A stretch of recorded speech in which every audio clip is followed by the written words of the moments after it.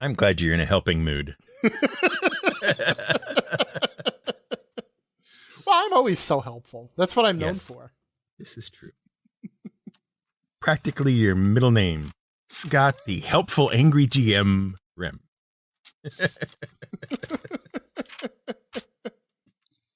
Anyway, I'm here. I'm okay. I haven't killed anyone. Nobody has killed me. Everything's good. Thumbs up. I'm doing all right. I am present, and somewhat accounted for. How are you? I am also doing all right. I'm present. So Good. Yeah, I guess that's it. Okay, excellent. That's the end of the show, folks. We hope you had a nice time. That's it. We'll see you next week. all downhill from here. I had to make a hard decision this last week. Oh. And technically I've been making it for the last month. Okay. But it finally came to a head this last week. Book is not going to be a podcast. Oh, really? I have decided Book does not work as a podcast the way I want it to work. It doesn't, and it doesn't fulfill. It's not the right show for me to be making. You know what I mean? A lot of people wanted to have the book review thing continue on from, with Leslie and I and whatnot, and have it continue on as a podcast and that kind of stuff. But unfortunately, one of the people who wanted that was not me, which is something I was struggling with for about the last month or so, trying to figure out what it was that had me so annoyed about actually doing the book podcast. Okay. And it turns out what that was I didn't actually want to do it. Oh, because that's a bit of an obstacle. Yeah, exactly. Because every podcast I've ever made has been something I wanted to do. It's like I thought it should exist somewhere in the world in some form out there. So I went and I did it, right? Mm-hmm. Book was backwards. Book was everybody else thought it should exist, and I didn't particularly think it needed to. Really? Because I actually had the impression, I mean, you originally had pushed to do the book club when we were doing it as a thing. Right. And then I was under the impression that you were more attached to it than that. I was sort of under that impression as well, until it actually came time to do it as its own thing. Mm-hmm. And then because that requires a different mindset, really, than just like it's a segment of DI&D. That's a different mindset, because there's a whole bunch of other things that go into creating stuff as a unique product. It's not like I'm just putting out a new flavor of Cocoa Puffs. Right. It's like I'm having to make Cocoa Puffs entirely from scratch. That makes sense? Kind of. Okay, kind of. I understand what you're saying better than I understand your analogy, to be totally honest. The story of my life. Anyway, it's a project that maybe should exist, but not one I need to do. Mm-hmm. It does not require my personal involvement to make sure that it happens. Right. There are very, at least as far as I could find, there are very few book review shows out there that talk about books in terms of what was it like to read the book, what did you enjoy about reading the book, what didn't you enjoy about reading the book, and that sort of thing. Right. A lot of the book review kind of podcasts are very much, we're interviewing the author, or we're providing, deep analysis of the themes and all. And that's not what we were doing. We were just like, is this book essentially fun to read? And why is it fun to read? What makes it fun for us to read? That kind of thing. So that is a show that... Well, you were like the old ladies in the local book club, or discussing it over cocktails. Right. Exactly. And that kind of book podcast does need to exist out there, but I am not the person to make that happen. Okay. Because for me, I'm not invested in the idea myself. Okay. It's like I would like to listen to it, but I wouldn't like to listen to me talking about it necessarily so much as I would just like to hear somebody else talking about it. Okay, fair enough. So it's and that kind of gets to one of the things I want to talk about today is this creating things for the right reasons, and I have right reasons in quotes, air quotes, if you can't hear them. For the right reasons. That's how you pronounce air quotes? Yeah, sure. Why Wow. not?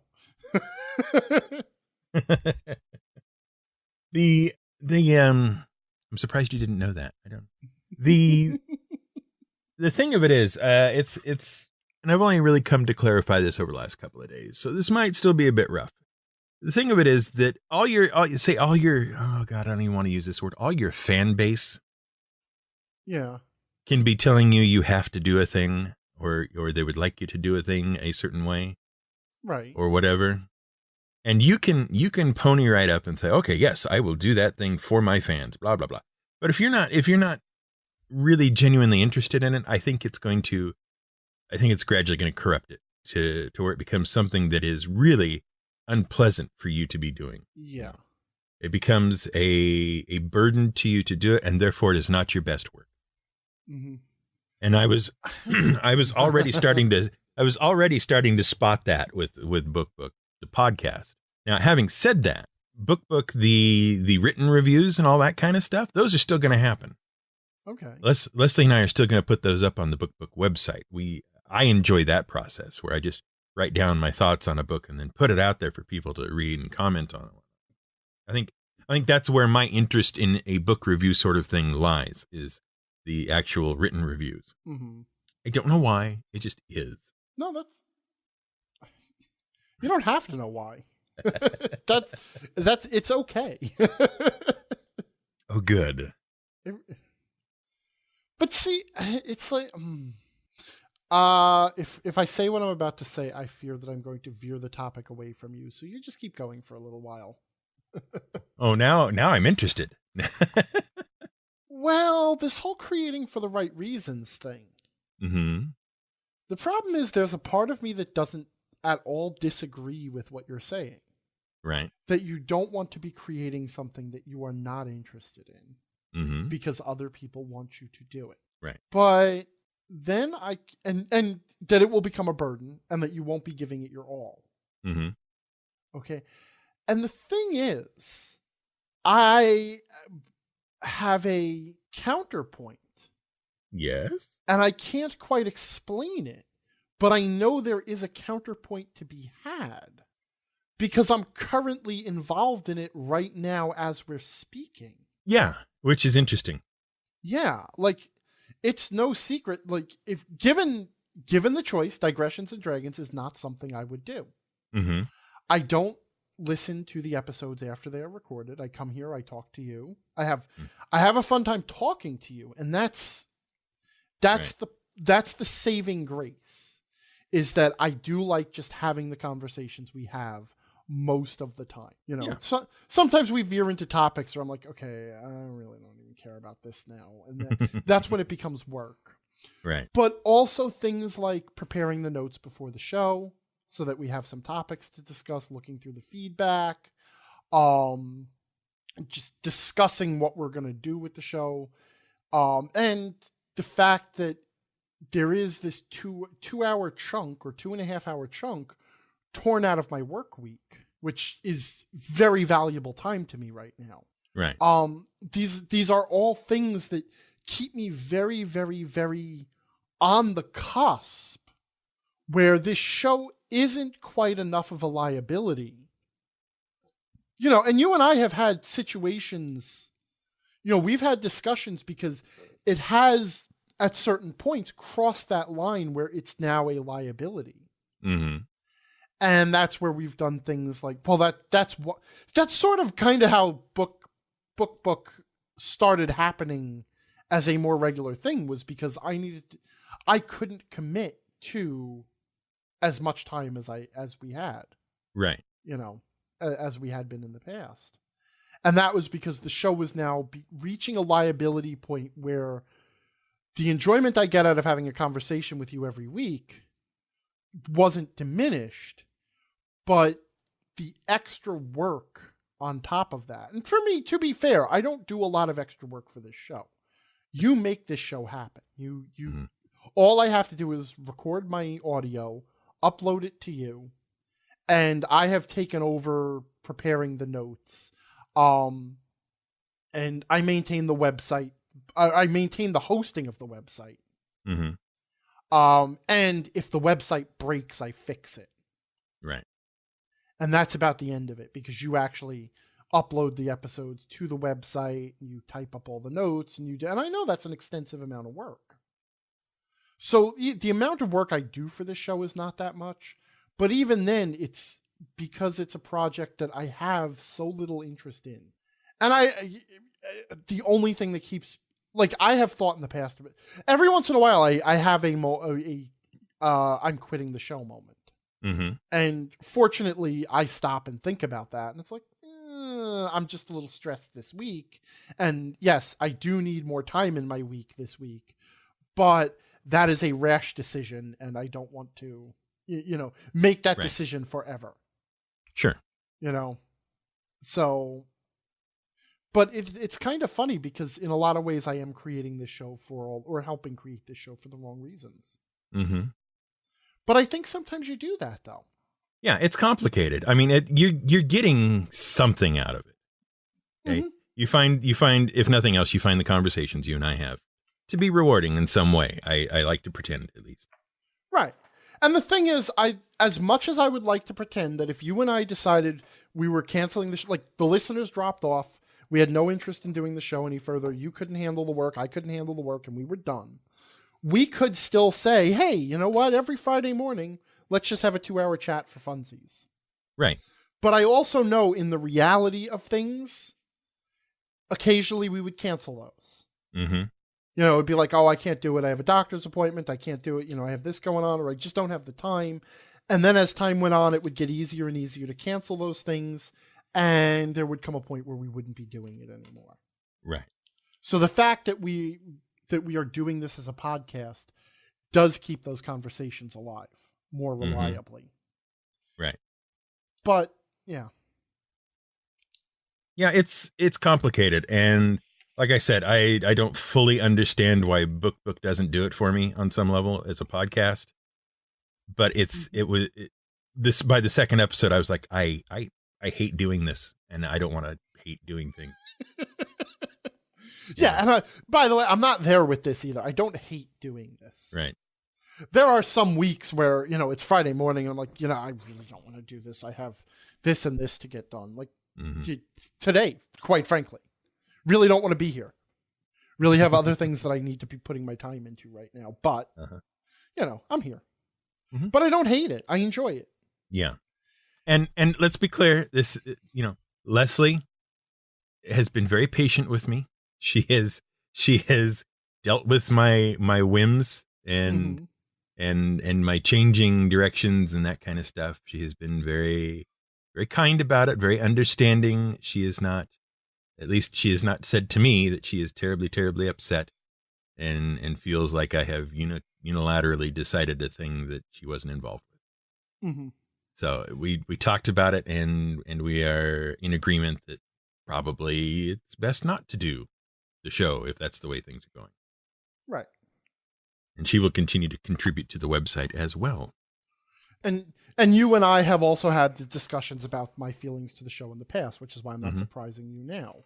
Right. And when we get to the feedback and we discuss a change to the show that some people have not resonated with, that has not resonated with some people.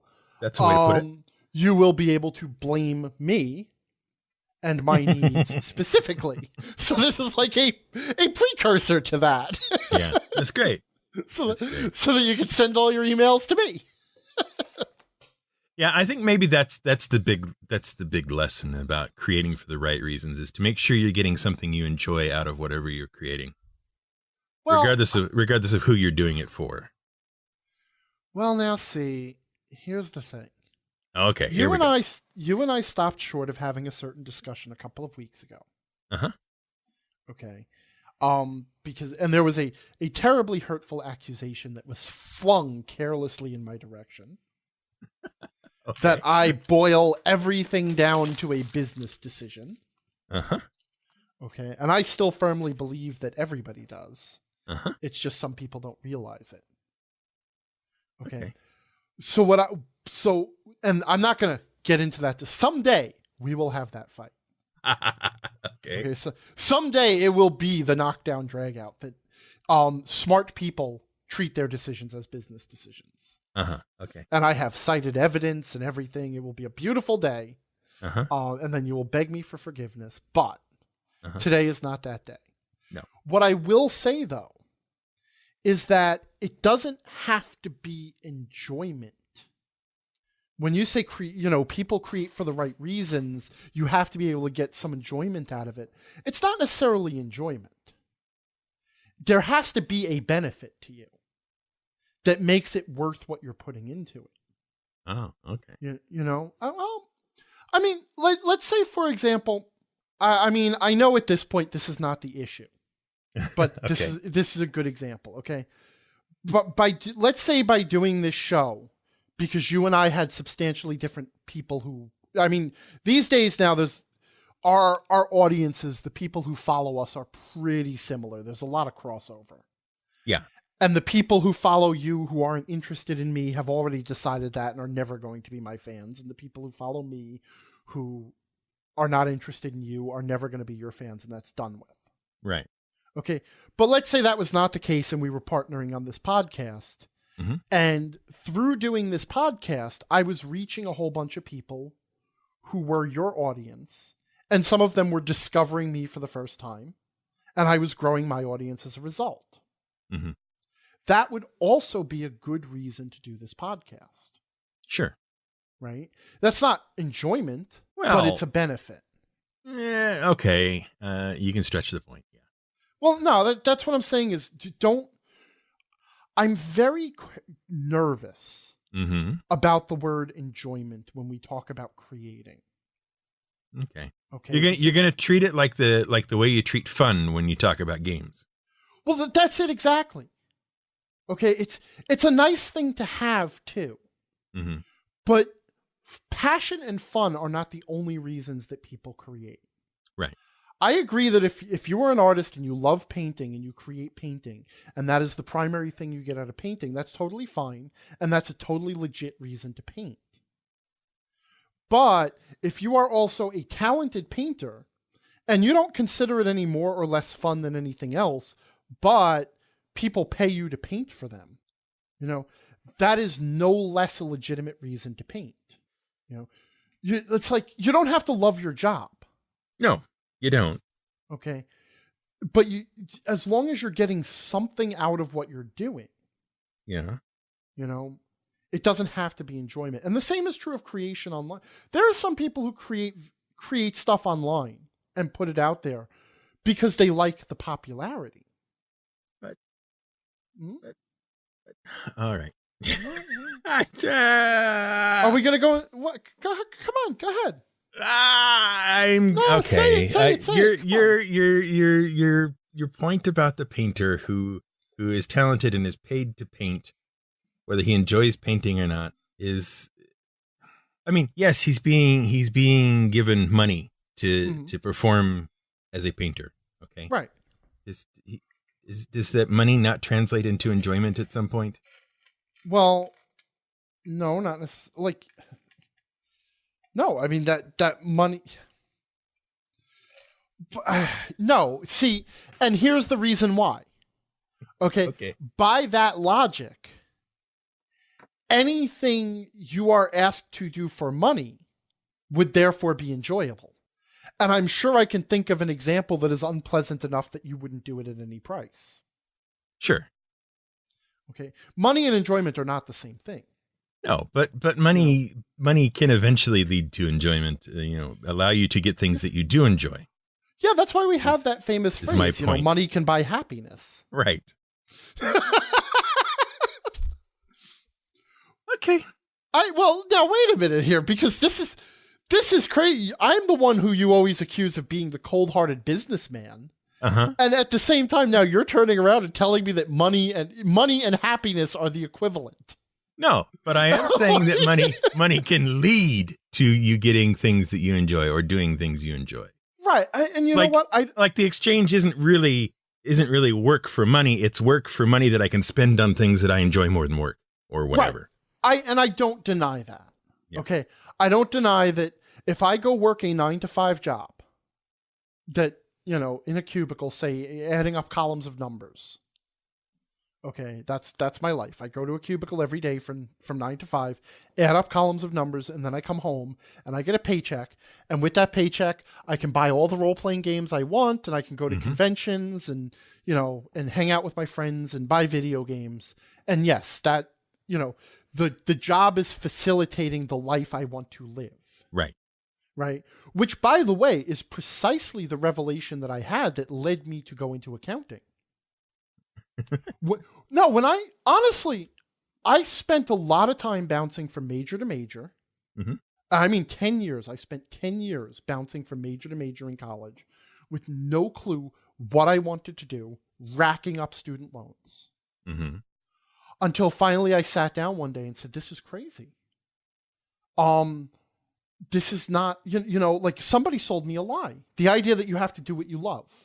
Mm-hmm. That your career is who you are, you know, and all of that stuff. You know, like people don't ask you, like, what do you want your job to be when you're young? They say, what do you want to be?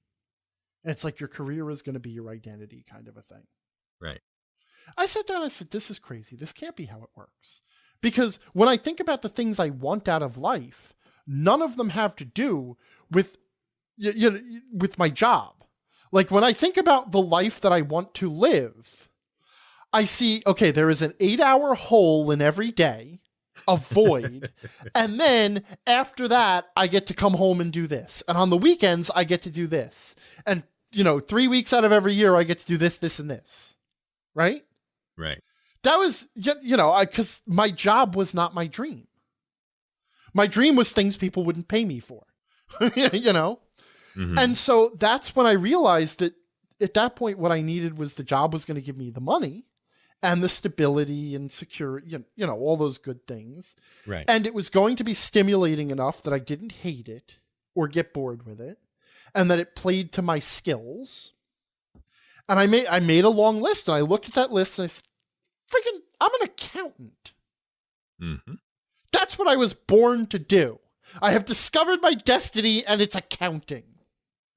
And after I emotionally came to terms with that, you know, accounting was a very satisfying field. And I would go back if I had to give up everything I'm doing now and go back to my fallback, I would go back to accounting in a heartbeat and be satisfied for the rest of my life. Do I love it? No. Do I enjoy it? Most days, no. It's not something you enjoy. Right. You know, is it stimulating? About half the time. You know, is it challenging? About half the time. Which is about right. I want to be stimulated and challenged about half the time, and the other half the time I want to be relaxed. Are there occasional crises that drive you crazy? Yes, absolutely. But it's a job, and that's it. You know?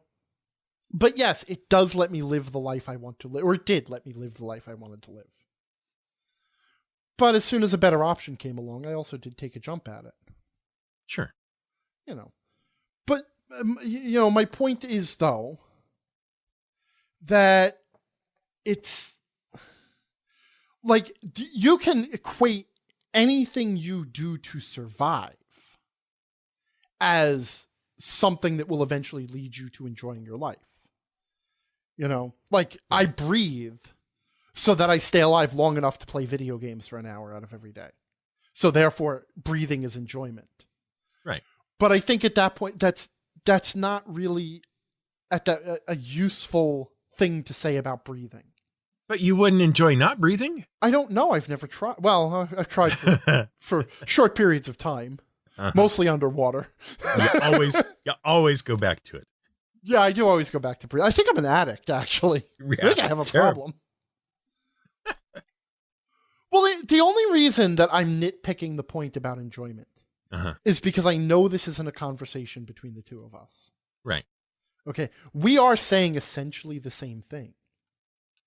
Certainly. It's just, I know that there are people listening in on this conversation, and I don't want them to have the same struggle that I did, where they equate enjoyment, they equate what they do for money or for survival or whatever with enjoyment, and they equate creation with enjoyment and feel the only valid. If they're not enjoying something in the moment, then they're not getting something out of it.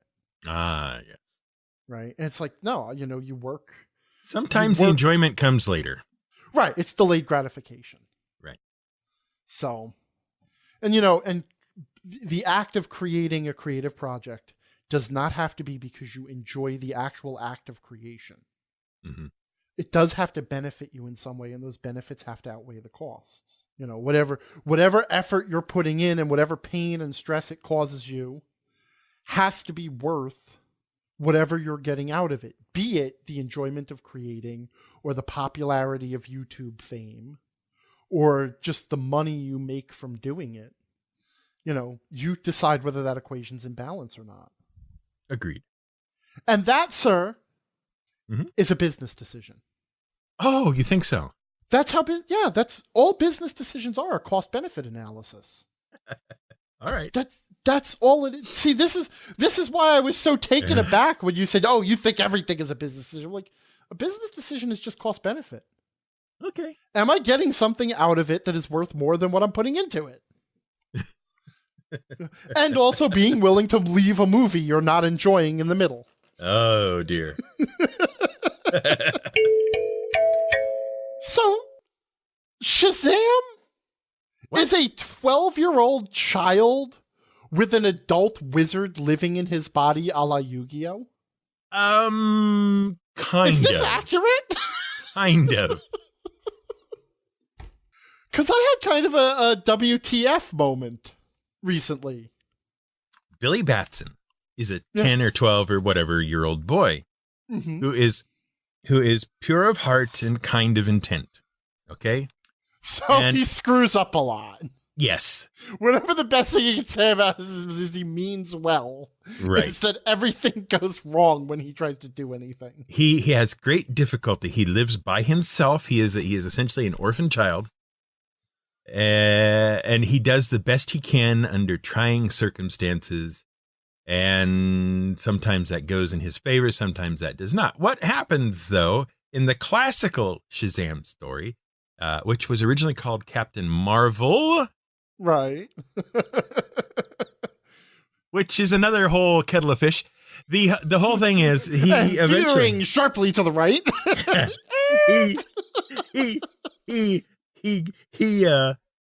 Billy Batson ends up in a situation that goes badly for him, and he finds himself eventually somewhere deep in the subways under, I think at the time it was called Fawcett City, but whatever. Is that near Metropolis or closer to like Gotham? It's in that place where the things happen. And he ends up in this finding a little secret cave, which leads into kind of a secret little temple in which he finds numerous statues of the Greek gods and all kinds of stuff, and eventually runs into the wizard known as Shazam. Hold on a second. He is somewhere in America, right, and wandered into an ancient Greek temple. More or less, yeah. Okay. It's as good as any other origin story. Carry on. He was bitten by a radioactive spider and it changed his DNA. Anyway. Hey, that's hard science, man. Yeah, I know. It was a CRISPR spider. Anyway, there's a science joke for you. In the new one, it was. Yeah.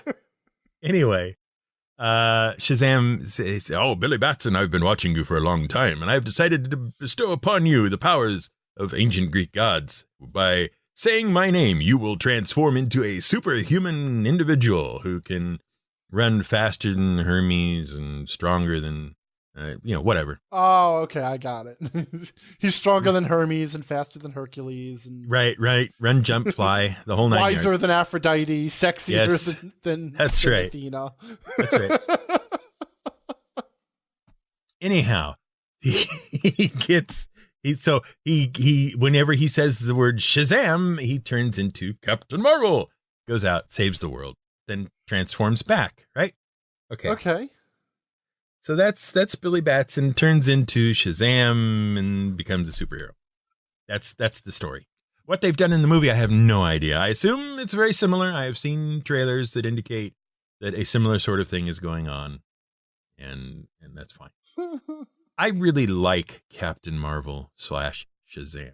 The reason you have to now call the movie Shazam and not Captain Marvel is because Marvel sued Captain Marvel to have the Marvel name because they thought it was infringing on their copyright to the Marvel, even though Captain Marvel was first before. It's complicated. Mm-hmm. Okay. But what it amounts to is that Marvel Comics are the only people who can call their character Captain Marvel on the cover of the comic. Okay. And it has to do with the fact that at some point, Fawcett Comics, the original publishers of the Captain Marvel comic, which is now Shazam, lapsed their copyright on the name.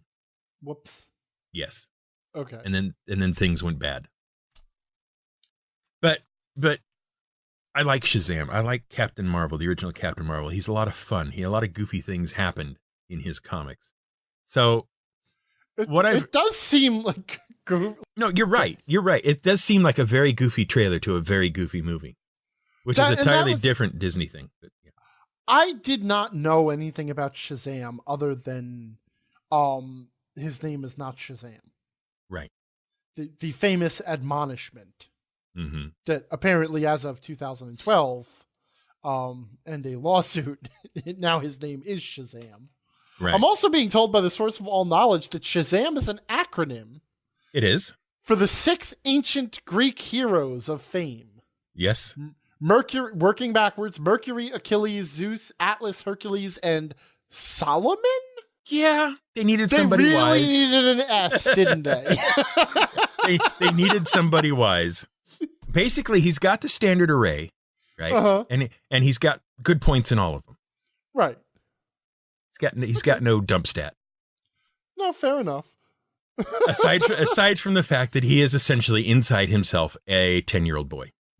Yeah, so it's very see, okay. So last week I took out, or I guess 2 weeks ago now, for Valentine's Day, Allie wanted to go. Oh no, it was only a week ago. Doesn't matter. Man, by the time this comes out, it will have been 2 weeks ago anyway. Whenever it was, February 14th, do the math. Uh-huh. Allie wanted to see the new Rebel Wilson romantic comedy. Okay. Yeah, I didn't even know who Rebel Wilson was. There's no reason you should. Right. I looked at her filmography. There is no reason I should know who she is.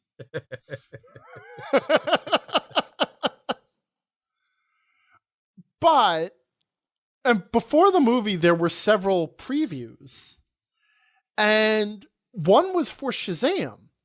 And knowing nothing about Shazam, it was such a goofy thing. It was like, what if Big had been a superhero movie? Yeah, exactly. And it's like they even seem to like play up that aspect of he's the little kid, but he's got his best friend, and as he first discovers he could transform into this spandex-clad adult superhero, they immediately begin to do all of the kid fantasy things, like, go out and they buy all the candy and the fried chicken and have like a giant party and make themselves sick and all of that stuff. And I'm like, okay, what the hell is this? Mm-hmm. And it wasn't until they got to the end where it took a while for them to reveal the name. And I'm like, wait a minute, that's Shazam? And then I'm like, wait a minute, wasn't Shazam Shaquille O'Neal? Oh, and he was a rapping genie in a boombox. Oh dear. And then I realized, wait a minute, wait, maybe I'm getting confused with Will Smith, because isn't Will Smith a rapping genie now that I'm so lost. What's happening? You're just gonna drag everybody down with you, aren't you? I don't normally. Did you see the Will Smith as the genie trailer? Nope, I did not. Holy mother! I'm foul language.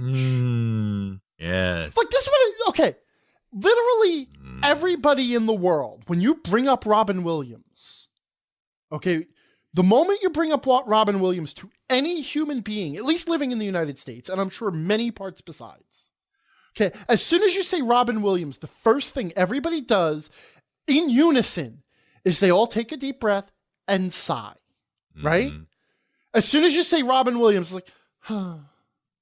Yes. Okay, because he is so charming, so charismatic, so funny, so fondly remembered.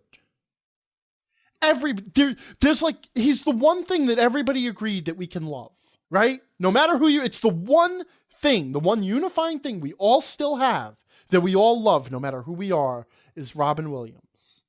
And yes, and the tragedy and all of that stuff about his life, we all agree on all of that. Why the hell would you get Will Smith to try and imitate Robin Williams?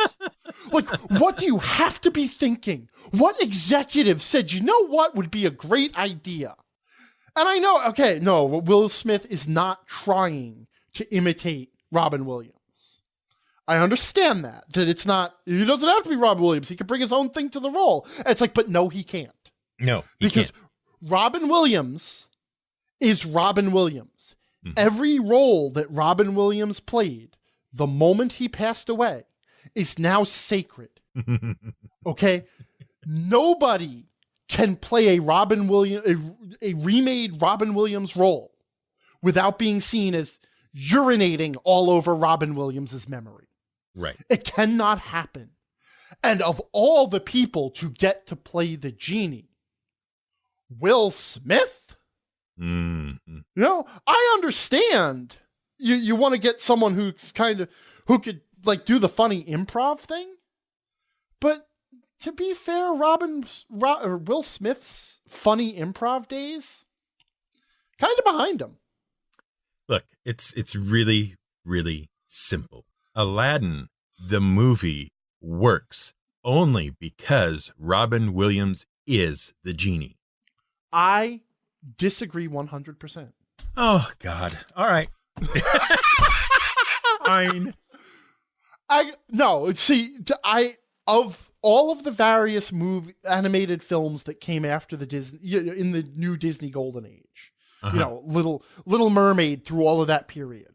The one thing that always impressed me about Aladdin over all of the other Disney movies is that the hero in that story had a genuine character arc.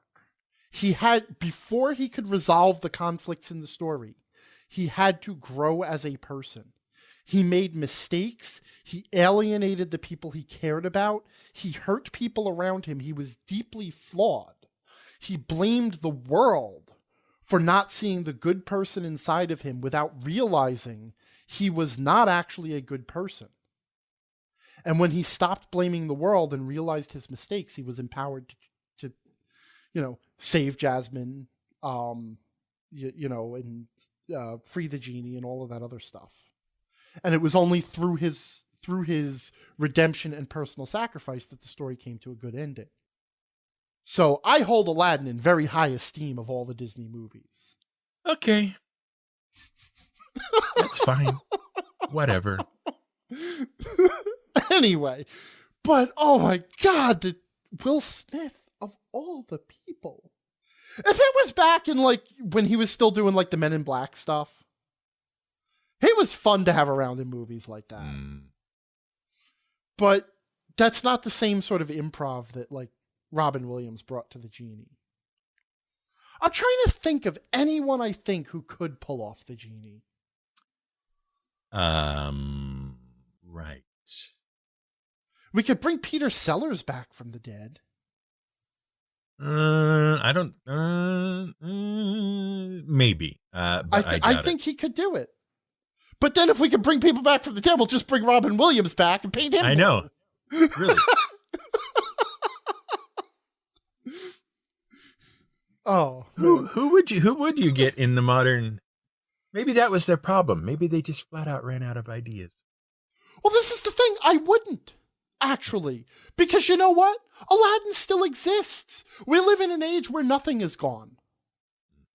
Okay? It's not on a film strip that has degraded now because it was made in the 1920s before the invention of sound and recording media. It's like There's no longer any reason to remake movies for a modern audience because they can see the movie easily. They don't even have to pay for it. You can go steal the movie. I'm pretty sure the whole movie is uploaded to YouTube somewhere. Please note, we do not advocate the theft of movies or intellectual property, etc., etc. No, of course not. We would never suggest such a thing to you, the listener. Anyway, the one thing, though, that I have to admit in all of this, because I realize I have gone way off the deep end now, is the movie Isn't It Romantic? Actually turned out to be kind of fun. Oh. I'm glad we could circle back around to that point. It's not Shakespeare. I mean, it's a cheesy... I'm just going to say this, and I know I'm going to get some flack for it, but I'm going to say it anyway.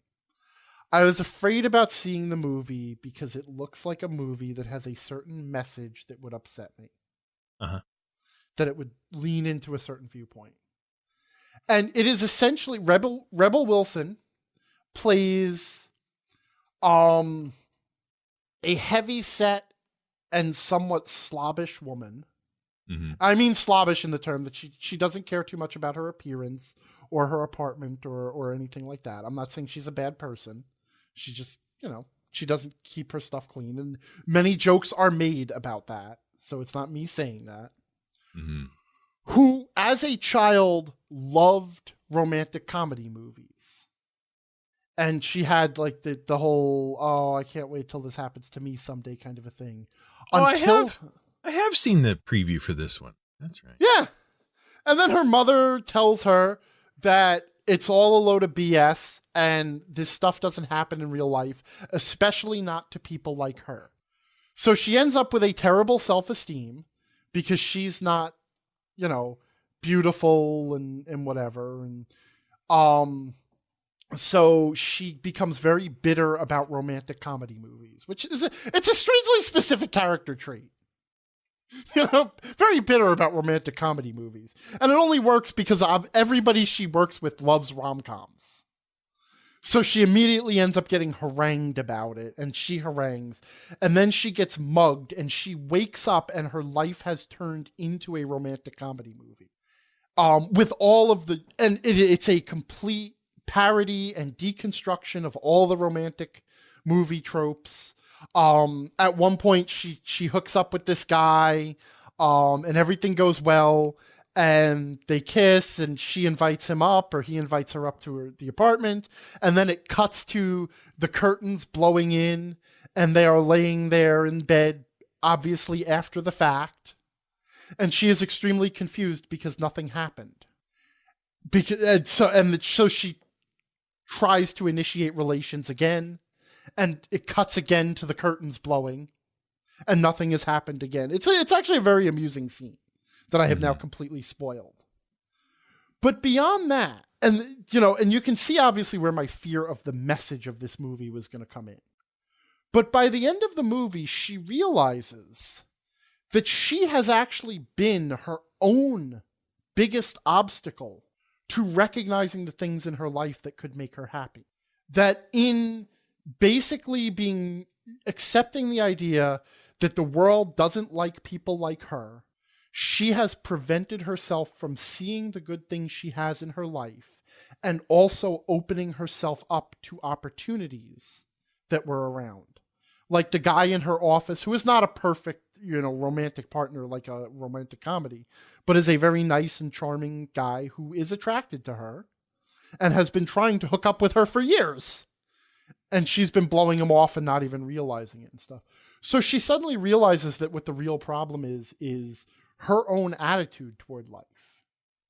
It's not, it's because the world hates people like me. It's in assuming that the world would hate people like me, I have shut myself off to the world instead of being open to letting it convince me otherwise. And I actually kind of like that ending. I think that's a very good message. So okay. I actually kind of enjoyed it, surprisingly enough. Well, cool. Yeah. What a rarity for you. Right? Yeah, I've enjoyed things. All right. Well, good. I'll put that on my list of movies to see some indefinite time in the future. It's worth grabbing on streaming that you already pay for. Oh, okay. Okay, I would not pay for a movie theater ticket for it unless you actually already love romantic comedies or love Rebel Wilson. Well, that's 2 strikes. Right. So, but if it's on a streaming service that you happen to own and you have a free 90 minutes, it's worth watching. It'll give you some chuckles, and it won't make you feel bad about yourself. I want to return briefly to the Shazam trailer. Yeah, I'm sorry about that. No, that's fine. That's fine. The Shazam trailer. So, okay, I actually have high hopes for the Shazam movie, which is, if you've ever paid any attention to what I think of superhero movies, is rare and probably very delicate for me to say that I have high hopes for any superhero movie. But I like Shazam. I like the original Captain Marvel. I like the whole, the kind of goofy, fun superhero, which is essentially what Captain Marvel has always been. Yeah. So the trailer to me looks like it's on the right track with its kind of goofy, fun stuff. Yeah, I agree. It looked, as soon as I found out what it was, and then you confirmed to me that this is true to Shazam. I'm like, I really do want to go see this. It actually looks like a fun superhero movie. Right. And man, do I miss those. Yeah, those are rare. Can I tell you, I honestly remember the Sam Raimi Spider-Man movies? Yes, I do. Particularly the first and the second one. Yes. I genuinely enjoyed those. I did too. There's nothing wrong with them. Even the third one is not as bad as people said. It suffers from too much going on. Yeah, it was bloated. Yeah. It needed like 2 less plots. Right. And also, of all of the Batman movies, I still like the Mask of the Phantasm? Oh. No. Remember the first Tim Burton one? Yeah. That one I didn't Jack so much Nicholson? care for. Yeah. I liked that one a lot. Oh, that's cool. I thought Mask of the Phantasm was the best Batman movie I had seen. I haven't seen that one. Really? Give it a shot. Oh, and also Sunday night we are going to see. Are we? No, not we. I mean, you can come if you want. It's a bit of a haul for you, though. Okay. We're going to see Alita Battle Angel. Oh, good luck.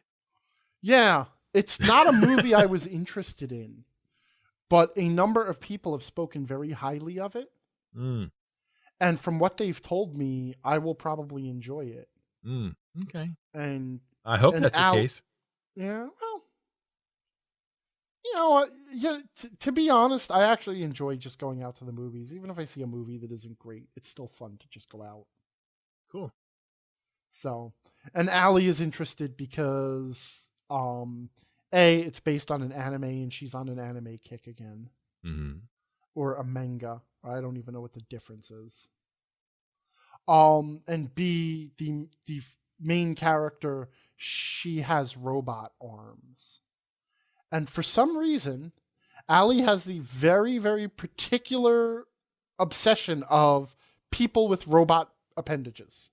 To the point where she has occasionally expressed the wish that something terrible would happen to one of her legs so she could get a robot leg. Well. Which is a little bit far, I think. But you realize what you have to do. No, I do not. Don't. What? You have to introduce her to the $6 million man. Oh my goodness, you're right. And also, while you're at it, the $6 million woman. Oh, and then, so there's this YouTube channel. Speaking of the Bionic Man and the Bionic Woman. Okay. It's called Toy Galaxy. Okay. They go through the history of 1980s toy franchises and cartoon franchises. And it's very interesting stuff. They talk about which companies developed it and how the partnerships came about and any of the controversies that it faced. They actually did a very interesting 12-minute history of the Dungeons and Dragons cartoon, which I'll give you a link to. Cool. The only reason I bring it up is because I just yesterday watched their episode on the Bionic 6, which was a toy line and cartoon show based on the $6 million man and the $6 million woman getting married and having children, except then it wasn't quite that because of some rights issues. Right. So, and right. The other thing you have to do, because this is a 2-part thing you have to do. So first you got the $6 million man. Okay. The other thing you have to do is introduce her to, if she has not already seen it, the original anime that sort of took America back in the day. Akira. Are we talking about Akira? We are. I have shown her Akira. Ah, good man. Yeah, and we agreed that, well, I agreed that I would never speak of it to her again.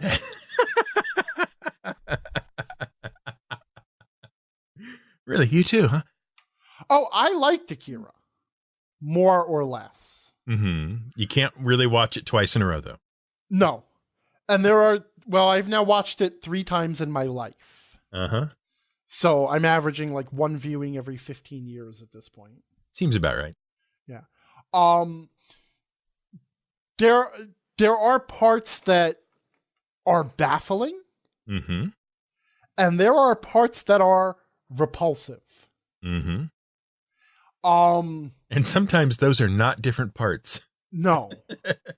And then there are the parts that will induce certain phobias. Mm-hmm. Like if you have the doll phobia. Right. Like humanoid dolls. The scene in the children's hospital with all the psychic kids bringing their toys to life and tormenting Tetsuo. Yeah, that will feature prominently in your nightmares for weeks to come. Which is primarily what got Allie. Also, I would like to point out at this time that anybody in our comments found to be uttering the phrases Tetsuo or Kaneda will be banned. Can I plug a board game? Sure. Am I allowed to do that on this show? I don't know if this is the appropriate forum for stuff like that, but I don't know. Maybe we only discuss Rebel Wilson romantic comedies here. That's right. This is now the Rebel Wilson romantic comedy podcast. If you're looking for a podcast to replace Book, yeah, we could do a different one of her movies every week. Ooh, that sounds. No, I'd kill myself. The nice. The game I want to talk about. Okay, this is called Disney Villainous. Okay. And I picked this up the other day. I picked it up on the strength of our mutual friend, the One Tar, Tiffany. Mm-hmm. Her learn to play video that she put up with her and Steve playing this game. And I'm just going to plug it because the reason I feel like I need to do this is because I played it with my mother and she enjoyed it. And that's rare enough that it must be a good game, because it's not a simple game. Mm-hmm. But she stuck with it and she played through it and she had a good time playing it. So I'm gonna recommend this based on the strength of that, because the idea here is you're playing one of 6 different Disney villains, and it's an asynchronous game, which means essentially each player is playing a slightly different game from all the other players. It's only $30 on Amazon. Yeah, I know. All right. It's a card game / board game. Basically what you're doing is, for whatever your goal is, like I was playing Captain Hook. Mm-hmm. The goal of my game is to get Peter Pan from what is the name of that tree? Where the Lost Boys hang out. That tree? Yeah, I don't remember. Back to the pirate ship and then defeat him in battle. Okay? So that's Captain Hook's goal. And he will achieve this goal by playing cards from his hand that provide specific effects or abilities to him, while executing abilities given on spaces that he moves to in order to both rebuild his hand and bring out Peter Pan and move him to the pirate ship. I have just done a little bit of research for you and have discovered the tree was called the Hangman's Tree. There you go. That's it. The Hangman's Tree. Whoa, that's dark. Back to the pirate ship. Yes. My mother, meanwhile, was playing Prince John from Robin Hood. Ah, yes. And his goal is to, at the start of any of his turns, have at least 20 power. Okay. And that means he gets to be the king forever. Sure. Okay. Makes sense. And he will do that in a similar way. He will play cards from hand that allow him to manipulate things and collect more power as things go along. He can throw people in jail, which if he's got the right cards out, will give him more power based on that, and so forth and so on. The trick of the game is there's each villain has their own fate deck, which features all the good guys from their particular movie. Okay. And your opponent can activate the fate deck, basically, based on where they move, and reveal your heroes and put them into play. Oh. Against you, okay? So that's how the interaction happens. You're trying to slow down. Yeah, you're trying to slow them down, they're trying to slow you down, and at the same time, you're trying to meet your victory conditions. The Queen of Hearts is in there. Her goal is to set up wickets through all 4 of her locations and successfully pass a croquet ball down them. Mm-hmm. That's how she wins. I'm trying to remember what Ursula does, because Ursula from The Little Mermaid is in there. I think she's looking to collect the scepter and the crown. Right, because she ultimately wants to rule Atlantica. Right. Do you know in the original draft, Ursula was revealed to be Triton's brother or sister who had been exiled? Huh. And there's one reference that still remains in the lines of the movie where she says, back in my day when I was in the palace, we used to have all these great parties and everything. Because she was obviously some sort of hedonistic empress. Right. Yeah. But they cut this whole side plot, but that's why she was trying to get back into the palace. Oh. I did not know that. Yeah. So this has been your fun Disney fact for the day. That's exciting. And now we return you to the Rebel Wilson Comedy Hour.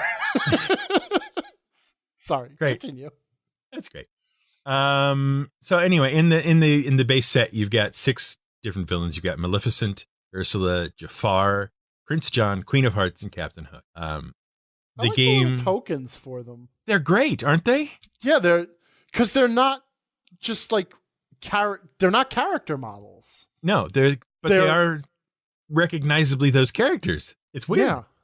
Yeah, they're icons. If each character had gone to like a branding company and had a logo designed, right, and then it was turned into a 3D piece of plastic. The only one that threw us off was Prince John's. Because we didn't immediately realize that is a crown sitting on top of a diamond. Yeah. That's the only one. Yeah, that is. Yeah, it's hard to tell what it's sitting on. Mm-hmm. I thought it was a crown and like a chalice. But then I'm looking at a rather small picture here. This is true. And then they just announced another expansion over at Toy Fair for it, so that'll be coming up. The thing, this was a lot of fun. It's a well-made game. The art is great. Production quality is great. Takes, I don't know, maybe an hour. Depends on how familiar you are with the rules. Play well with 2 people? Yes, it did. Played very well. Played very well indeed. So I'm going to recommend that. Go get Disney Villainous. Sir, I will say you just spent $30 of my money. Mm-hmm. I'm good at that. I can spend other people's money like nobody's business. I got Subnautica. Mm-hmm. Have you heard of this? Heard of, but not looked into. This is a game that has surprised me now a couple of times in good ways. Okay. So I knew the basic premise. And it essentially what happens is you are a person on a spacecraft. Mm-hmm. Spacecraft crashes on alien planet, except it is an ocean planet. Okay. You wake up in a life pod, and you now must survive, presumably while waiting for rescue. Okay. Okay, and it's your standard. It starts out as your standard survival fare, like I'm going to need food and water. So, and obviously there's water everywhere, but you can't drink it. Partly because it's loaded with salt, and partly because it seems to be see, now I got to be really careful about spoilers, because anyone who follows my recommendation, I don't want to ruin part of the experience. because part of the experience is the way the game changes. Okay. But it seems to be standard survival fare. And eventually you learn more recipes and you get more resources and you can start to build an underwater habitat, which is actually kind of cool too. It's cool. Base building in an underwater habitat is kind of neat. That's where we haven't done base building before. Mm-hmm. And it also lends itself to kind of that modularity that you always get with base building in games. Where your base is basically assembled from chunks. Because you're assembling an underwater habitat, that actually makes sense. Okay. Where it's modules all pasted together. But anyway, so I'm enjoying it. Like, okay, this is a fun survival game, but I have a very limited amount of time for open world survival, right? Mm-hmm. But right off the bat, there's a couple of broken items in your escape pod. There's a broken distress beacon. And there's a broken like environmental scanner. And one of the computer suggests, hey, you might want to consider repairing these. So I look into it and it says, oh yeah, okay. So there's you can make the tools to repair the stuff, but that requires you to have a couple of other things first. So once you have solved the problem of food and water by eating fish and filtering water through different fish, you kind of start uncovering how to repair the radio, and you repair the radio, and then you start getting messages from other escape pods. Then you go check them out. And then the game starts to kind of shift in genre from survival to light survival / horror. And it's not overt or anything. It's just when you look at what you're doing and you've gone to check out these other life pods, it's like, okay, this is a little bit creepy. Then some other creepy things happen. Then ultimately you get, hey, we received your distress call and we're coming to rescue you in such and such a time. And we're going to land here and it's really far away. So you have to learn how to traverse a long distance. And then you get there. And this is like the first couple of hours of the game. And then something happens during the rescue to reveal something else that changes the genre of the game. And at that point, what you discover that the game actually has a plot and a progression to it. Even though it is an open world survival game, there is always another goal dangled in front of you toward the ultimate goal of how to be rescued or escape from this planet. And the way it dangles those goals like breadcrumbs and opens up the environment, and the way, like, just when you get sick of dealing with a problem, like once you get sick of dealing with catching fish every time your character is hungry, just at about that point, you find a way to solve your food problems in a more reliable and more permanent fashion.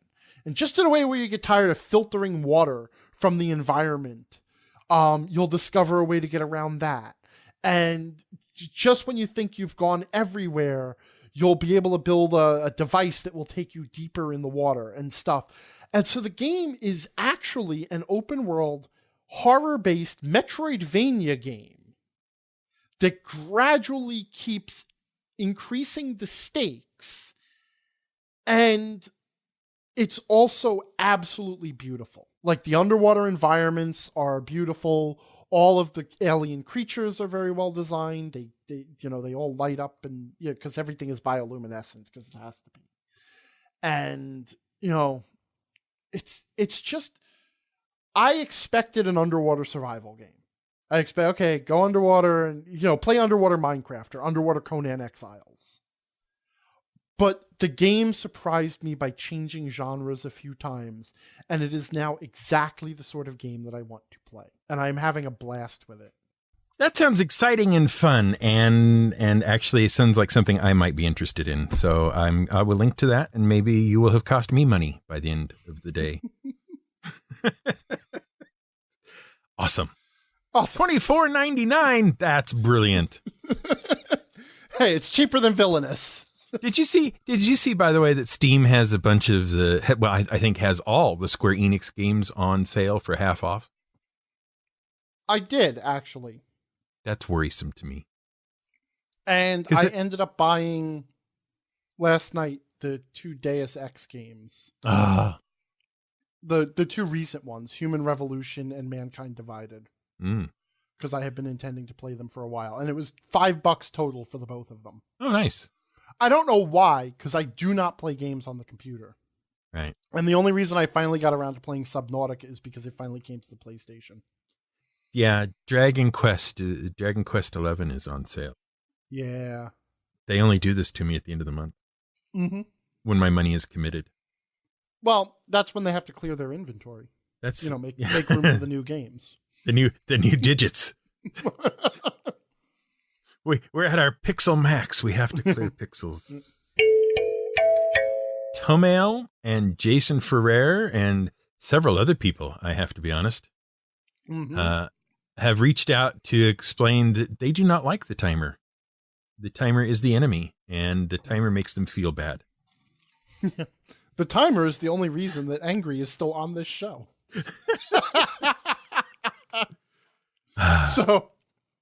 So cost benefit. Yes, cost benefit. If the timer goes, I go. If you fire him, I quit. Well, we'll make some adjustments to the timer. Yeah, well, we can.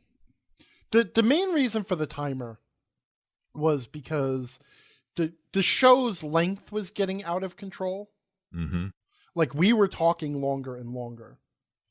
And worse was not all of the length that we were adding to the discussion was actually ending up in the show. So you were doing more and more and more editing.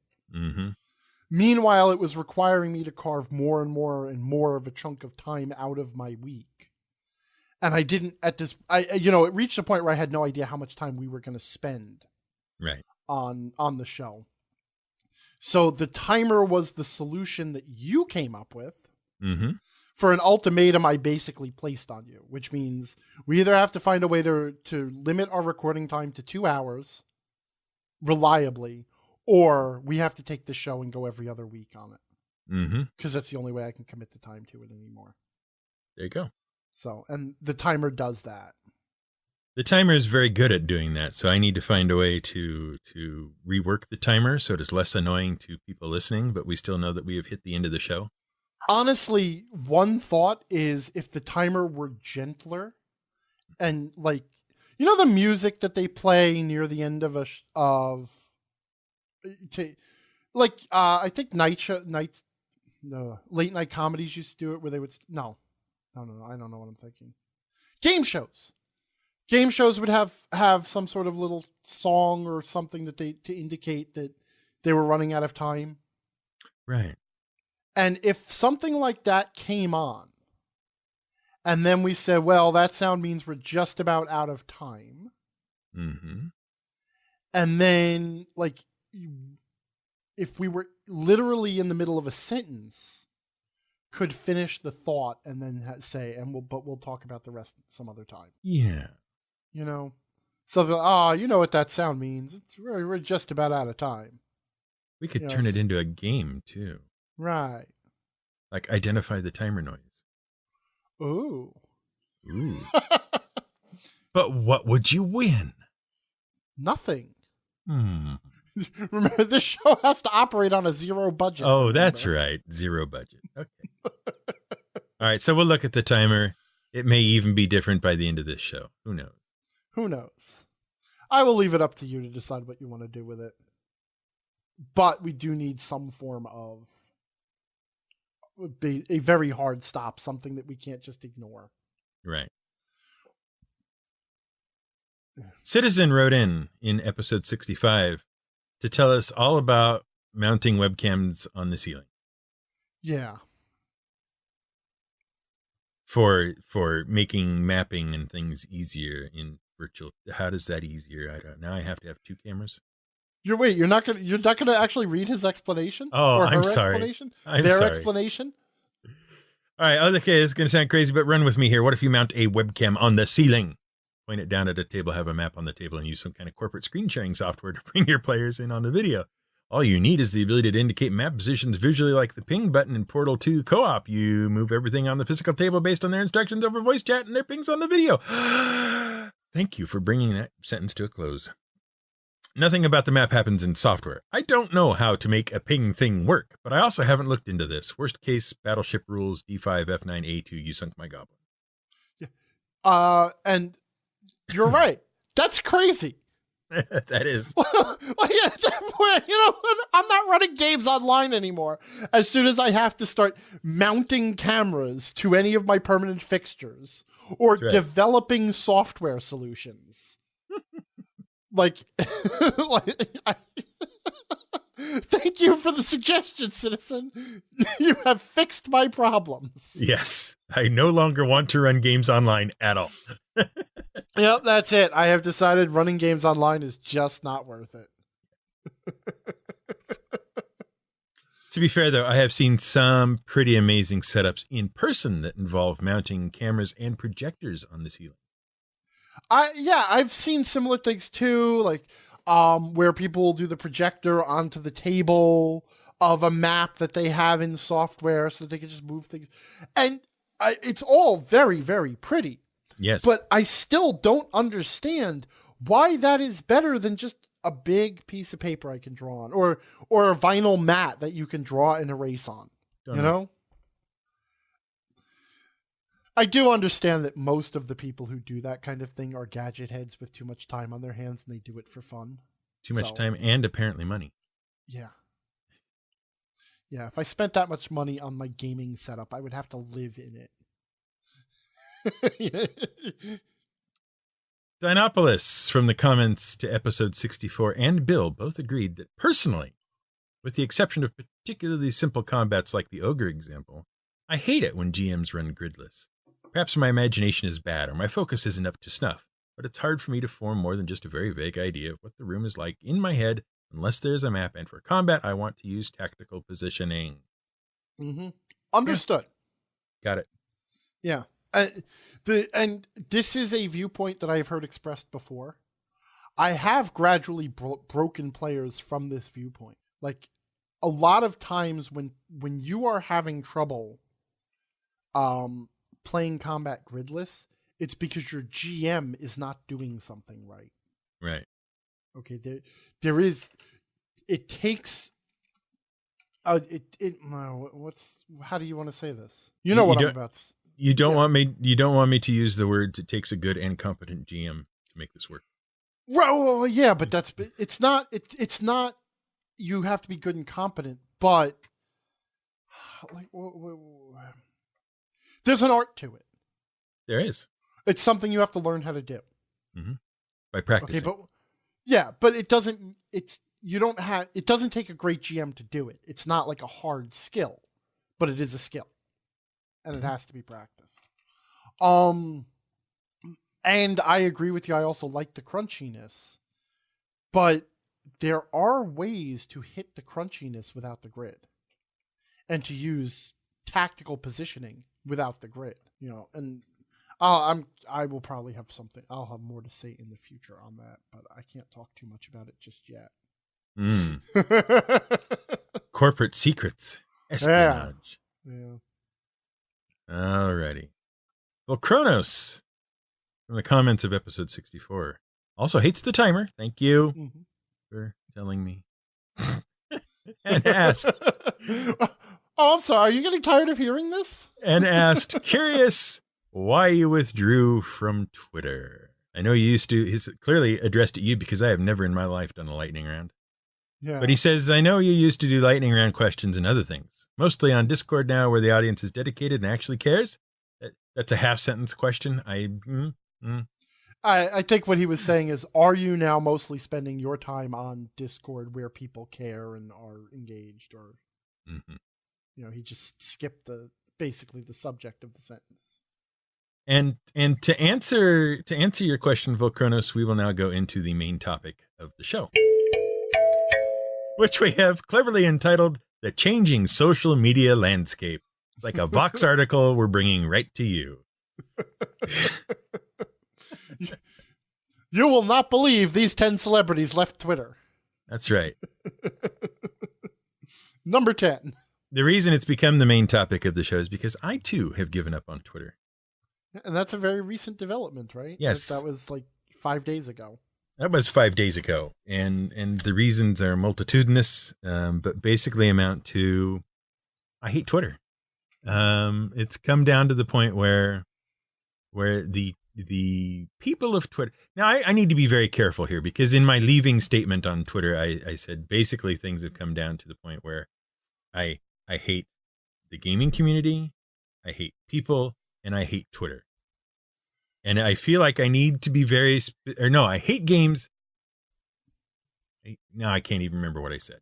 Anyway, I hate gaming, I hate people, and I hate Twitter. A lot of it was just over recent developments and issues and things, which I'm not going to go into, except to say that what has happened is that Twitter has become a place where you go if you want to pretty much just hear everybody be angry at everybody else. Mm-hmm. And I don't like that. And as we discussed earlier in the show, I tend not to want to do things I don't like. Right. And so I need to be very careful, though. It's not that I hate gaming in particular. I hate gaming as it is represented on Twitter most of the time. It's not that I hate people, although I do hate people as a collective noun. I like individuals well enough. Right. Okay. But again, it's that the behaviors that the people of Twitter are exhibiting, I don't like. Mm-hmm. And so I'm electing to move on from Twitter. I'm still maintaining a presence there in the form of updates about when shows post and that kind of stuff. The occasional retweet of something I find interesting, but that is not where I am going to be engaging in conversation from here on out. Right. And it's not even something I have up on screen to look at. Right. And that was the same decision I made a couple of months ago. Mm-hmm. And for mostly the same reasons, in that once upon a time, Twitter was a lot of fun. I used to have a blast on Twitter. You would interact with people. You would joke with people. People could take a joke. And the number of people who were angry at what you said was a small minority, where you would crack a joke, and then, because I like to joke around, I'm very sarcastic. And I would crack a joke, and most people would laugh and take it or joke back. And occasionally you would get someone who would yell something like, "Oh, that's gatekeeping," like people took umbrage of me saying things like, I'm too clever and creative and handsome and smart to be a player. That's why I'm a GM. And it used to be everybody would laugh that off. And if somebody did get offended by me saying something as stupid as that I could just block them and move on, or mute them and move on. Mm-hmm. And so it was fun. And in the meanwhile, I could follow people on Twitter who I wanted to know their views. Like, I used to like to follow game creators on Twitter because I like to hear them talk about their game creations. Mm-hmm. Okay. Unfortunately, now I cannot follow anybody on Twitter without getting lectures about politics in there. Yeah. And to be clear, I don't care about anybody's views on politics. I have my own views. Everybody else has their own views. Unless I'm having a friendly discussion with someone about our differing political views, which I do have, not publicly ever. But I do have those conversations, and I'm fine with them, and I'm fine with disagreement. But I generally don't care. And the tone of those conversations has also become exceedingly harsh, where it is, if you do not agree with me, you are wrong and terrible. You're some sort of monster. And condescending. Like, if you don't agree with this, you are stupid. Okay. Or you hate all children, or you hate all this, or you hate all that. Okay. And it became so prevalent that, and that wears you down. It just exhausts you at a certain point where it's like, well, actually, I feel this way because this, and this. And it's not even that I wanted to get into the discussions, because I don't want to get into the discussions. But I've got this guy, let's say Chris Merles, who I'm following because I'm interested in a certain game he writes. And I like to know that they're developing new monsters or revamping the Ranger for the 17th time or whatever, and occasionally make a joke about what they're saying. But if every other day, part of what they say is going to be how they believe this is the right way for America to be run, and if I don't agree with them, then I am stupid and evil. And then I look and I'm like, well, I don't actually agree with you there, but I think there's room for discussion. Like, I don't want to follow them anymore. I don't want to have to make the effort of separating the crap from the actual useful discussion, the stuff I'm interested in. It's tiresome. It is insulting. It is egomaniacal. It is condescending. And I mean, well, no, that's it. That's enough adjectives. I said what I said. So I started unfollowing these people in droves. Okay. If I hit a point where if I was following you and you were talking because you were talking about gaming or because you talked about movies or video games or any topic I was interested in, and suddenly you decided that you had to go on a political rant or even a political series of tweets, I would go to the person's feed and look at it and scroll down and see how many and just check the balance of tweets I actually want to hear about from tweets about how you think the world should be. And if the balance was even slightly off, I would unfollow them. Okay. And I found as I was doing that was actually a lot of work for very little payoff. Because in most cases, most of the people who are talking on Twitter about video games and games or whatever have stopped. Mm-hmm. Okay. And the few people who still talk about it, many of them spend half their time talking about what offends them or angers them. And frankly, I don't care. I mean, to some extent, like, I talk about stuff that offends and angers me too. I rant. But it can't be everything. When all you are rants and anger. And when it's not, it's also like I play the rants for fun. You know, like I am hyperbolic on purpose because it's funny. You know, obviously I don't really think that, that Jeremy Crawford is really missing key brain lobes and should never have been promoted to lead design.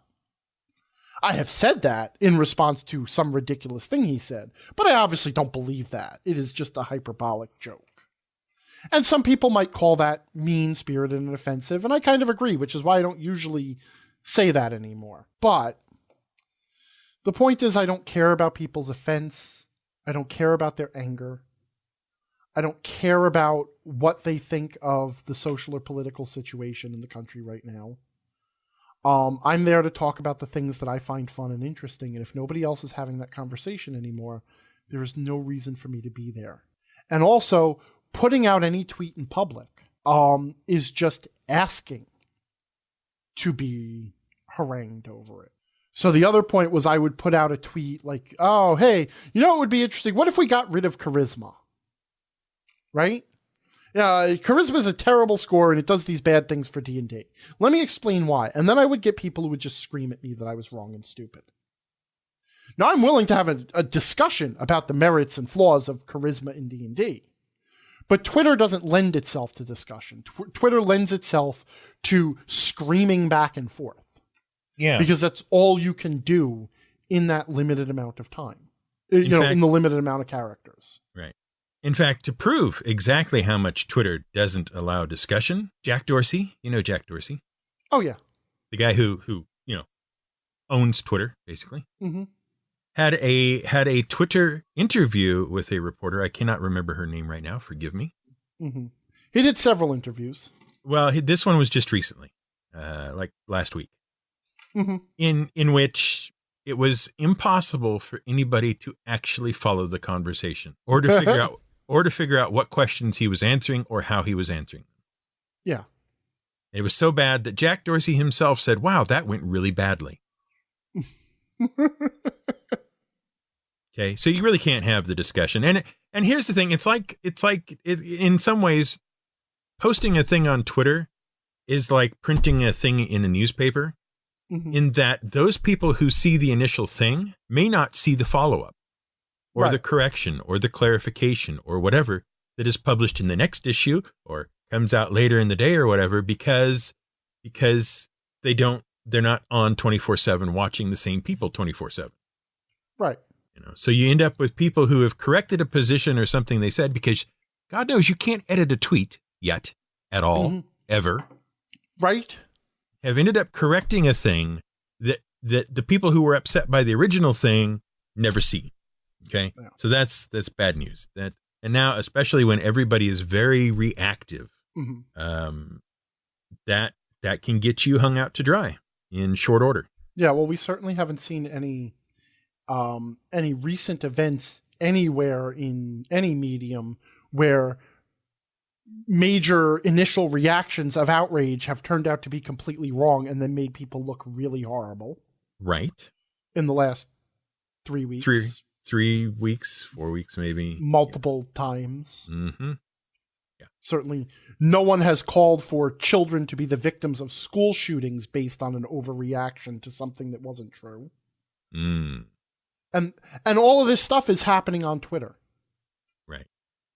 And so at the end of the day, I don't know about you, but the point I reached was that I was looking at Twitter and I was thinking, this is a miserable place. It is full of hateful people, and I hate the gaming community, and I hate the people, and I hate the conversations, and I don't want to be here anymore. Mm-hmm. And I realized that that's unfair. The gaming community is not bad. Gamers are not bad. Right. People I want to, all of that stuff.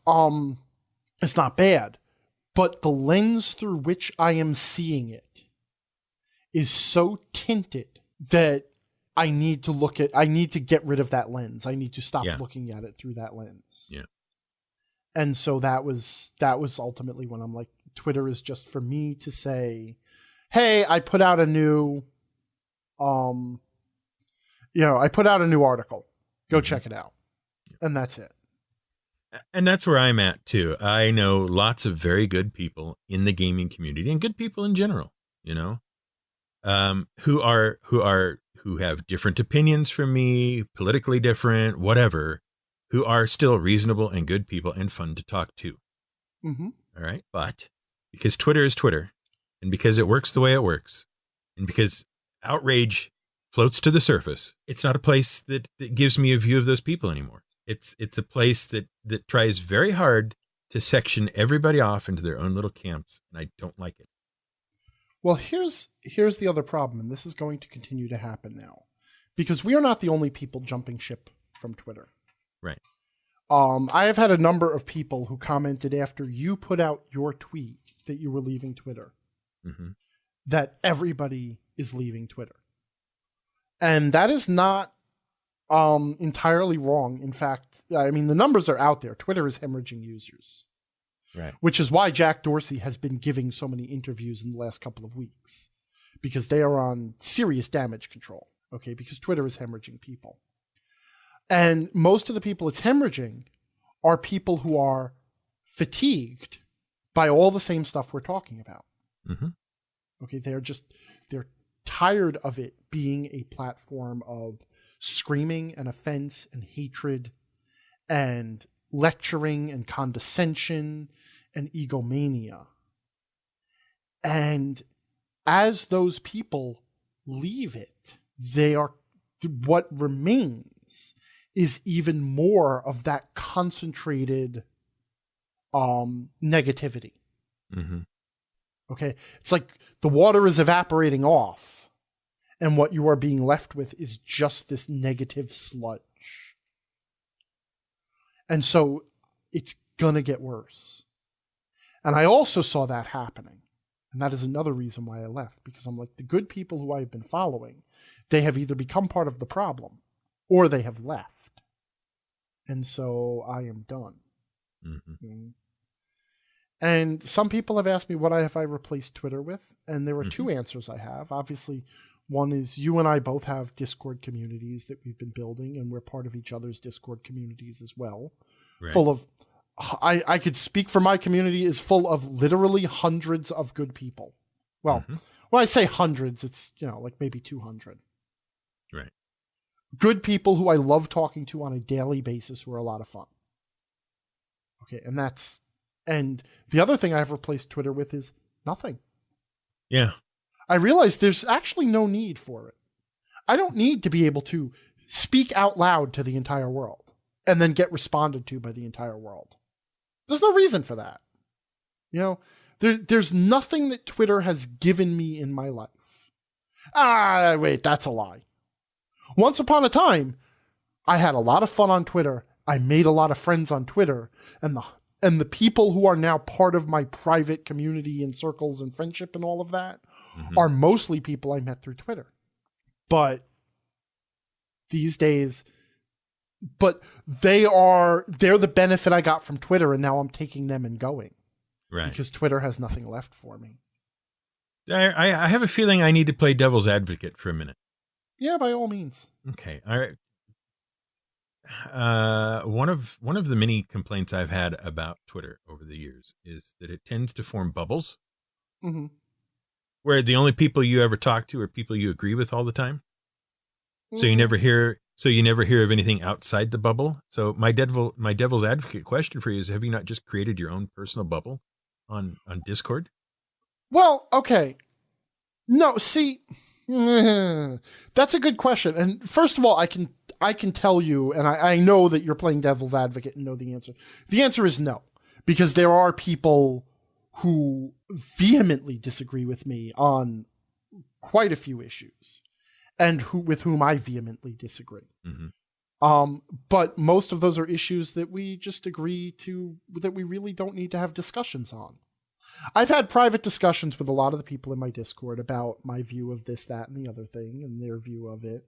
And some of them have gotten quite heated, and then these are, hot button issues, be they issues of scandals in the gaming sphere, like recent current events that we were talking about privately, or be they, political opinion of certain issues, that will remain nameless on this show. And I have a lot of people with whom I strongly disagree. The thing is, though, and the reason why I have avoided creating a bubble like that is because the people that I'm spending time with, we are not united because we started talking about political. Like, I never got on Twitter to say, oh, I want to talk about my moderate, my moderate middle of the road centrist political views. I got on there because I wanted to talk about gaming. Okay. And and anyone who wants to talk about gaming, I'll talk to them. And so other people who just wanted to talk about gaming started talking back to me. And gradually, those are the people who we wandered off and formed our own echo chamber. So in this sense, yes, I have an echo chamber, and the echo chamber is people who want to talk about gaming and actually play and run games. Okay? But that's the only topic that brought the echo chamber together. Now, obviously, there are people who would be members of my community if not for the fact that I have some terrible, reprehensible view on some certain political topic. Those people have excluded themselves, and that is ultimately their problem.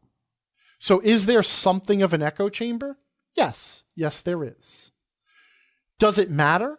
No, because I'm not sitting here trying to form political opinions and decide, who to vote for in the next election based on my gaming Discord. Okay. We're not at a point where we're trying to have those discussions. If I want to have a political discussion with people, like I want to discuss what we think is going to happen in the 2020 election and who we think has the best, platform to vote for and all of that stuff, and who the Democrats should put forward, and if the Republicans should maybe primary someone other than Trump, or whatever discussions we wanted to have. I have friends I can do that with. Okay. They're not my gaming friends. Right. There is some crossover there, but I have people I could talk to like that, and people who I will have a very spirited argument with that will stop just short of fist fights, and then we will hug and make up and be done with it. So yeah, is there the possibility that I have a political echo chamber around myself? Yeah. I don't know. because I'm not looking to them for politics. This is the group of people I talk about. But then that's also normal, right? Like, it was not, you were never meant to be friends with the whole world, right? We have social circles. Mm-hmm. I have this group of people who are my close friends, and I have this group of people who are my gaming friends, who we game and we don't have anything else in common, so it's just gaming and that's it. And then I have the people who are my close personal friends who I can trust with my feelings, and, you know, if I need someone to talk about because something terrible happened, I can go talk to one of them. And you have all these different circles around you, and you have put people into those different circles based on the social interactions you have with them. That's normal. That's not echo chambers. Unless the circle that you have because you're interested in discussing current events and you want to talk about it with other people, if all you do is surround yourself with sycophants, who agree with your viewpoints and echo them back to you, then yeah, now you have built what is realistically an echo chamber, you know? Yeah. But does it matter that my gaming friends might have all similar political leanings to me? No. And I know they don't. But even if they did, it doesn't matter. Because that's not what we're talking about.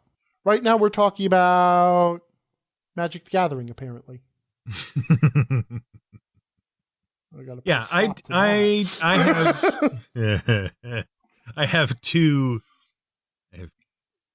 I've kind of replaced Twitter in a way. Okay. I've gone back and yet forward at the same time. Isn't that nice? It is nice. Remember I told people about Flipboard last time. And it turns out Flipboard is actually really, really good at doing what I would have liked Twitter to have done. Mm-hmm. Which is bring me interesting news and information about topics I care about. Right. And that's not really discussion. That's not really discussion. Information. Right. Right. That's kind of what I wanted Twitter for in the first place.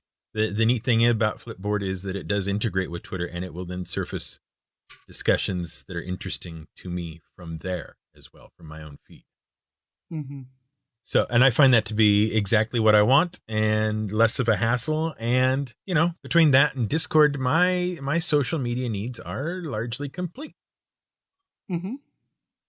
Like I said, I will still use Twitter to announce the release of episodes and you know, for the various shows and articles for BookBook and whatever else. Those things are still going to appear on my Twitter feed because those are the reasons people follow me. Mm-hmm. So that's what I'm going to give them. Right. Anybody who wants more than that should be on my Discord, because that is now where I will discuss things and talk about stuff. Mm-hmm. That simple. Yeah. And my Discord is wide open, basically. Anybody is welcome as long as they behave. Yeah, and you know, if I had it to do over again, I probably shouldn't say this, but I would prefer to keep my Discord open to anyone who wanted to be a part of it instead of making it a patron reward. Mm-hmm. But when I initially set it up, it seemed like a fun thing that I could reward, you know, my high-level patrons with. Sure. It's not actually high level, it's just second tier. Basically anybody who's given me more than $1. But now that I've done that, I can't take it back. Right. You know that said, there are a certain number of people who have been awarded status of honorary victims, mm-hmm. who are basically, you're in my Discord just because, you know, I want you in my Discord. Right. So. And also, honestly, the Patreon reward thing is an interesting filter. Yeah, it is. But, well, to be fair, I think it's a good filter, though, because one of the things, I've been making some changes in my Discord.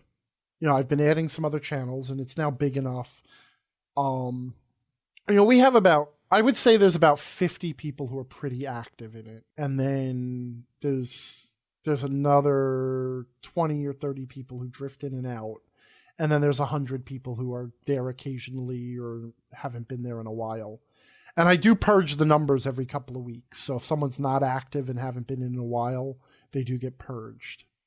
So my numbers are pretty good to who's actually involved mm-hmm. in one way or another.